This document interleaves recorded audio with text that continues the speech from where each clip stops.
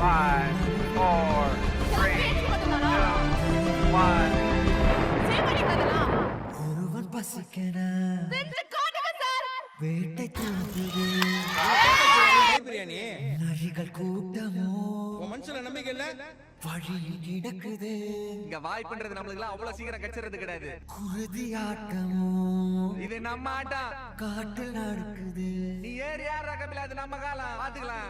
படைகள் 100 வந்து போதவில்லையே.